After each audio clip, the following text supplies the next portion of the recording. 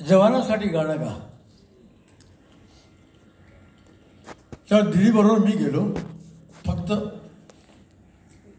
संवादित वाजवायला, कारण कुठलाही वादक आला नाही बरोबर, कारण ते युद्धाचं वातावरण होतं, जाणारं जे विमान होतं ते विलक्षण काहीतरी वेगळंच होतं.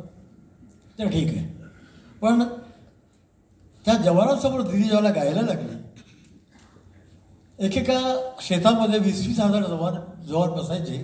ह्याच्यापेक्षा लहान रंगमंच असायचा, एक फक्त संवादिनी आणि एक तबला, आणि दिदी कार्यक्रम करायची. आणि खूपच जवान लोक खुश व्हायचे त्याच्यावरती. असे एकंदर 22 कार्यक्रम केले. 4-5 कार्यक्रमाबरोबर दिदीला खूप असा लोक हे करत होते. आणि शेवटी दिदी एकच गाणं गायची. ते गाणं होतं, ऐ मेरे वतन के लोगों जरा हाथ पे पड़ लो पानी, जो शहीद हुए उनकी याद करो कुर्बानी. आणि एक दिवस दिदीने मला बोलवलं, बाळा इकडे.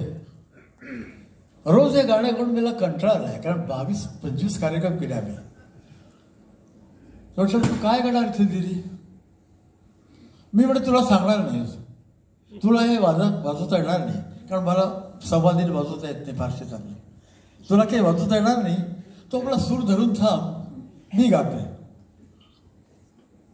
आणि दिदीने हे गाणं गायलं, हिंदू शक्ती संभूत दीप्त तेजा. हे सगळं गाणं जवान ऐकत होते.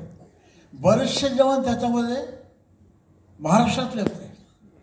आणि ज्याला शेवटी छत्रपतीचं नाव आलं आणि एकदम सगळ्या त्या जवानामध्ये एक ध्वनी निर्माण झाला, छत्रपती शिवाजी महाराज की जय. आणि सगळा कार्यक्रमच बदलला गेला. सगळं ते पंजाबी, बंगाली, वेगवेगळ्या जातीचे लोक ते आलेले होते, जवान होते.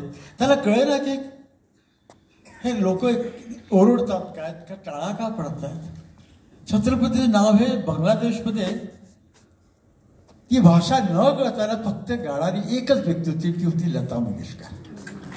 अनेक कोणी धाडस केलं नसतं, पण तिने धाडस केलं की त्या हिंदी लोकांमध्ये, त्या बंगाली लोकांमध्ये, त्या सैनिकांमध्ये तिथे गाणं गेली, हिंदू शक्ती संभूत दीप्ततामध्ये जा.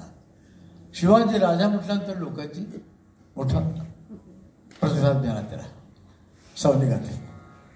आणि एक वैशिष्ट्य म्हणजे ध्वनिमुद्रित न झालेला एक त्यातला अंतरा आहे, एक कणव आहे, तेही आज सावनी आपल्यासमोर सादर करणार आहे.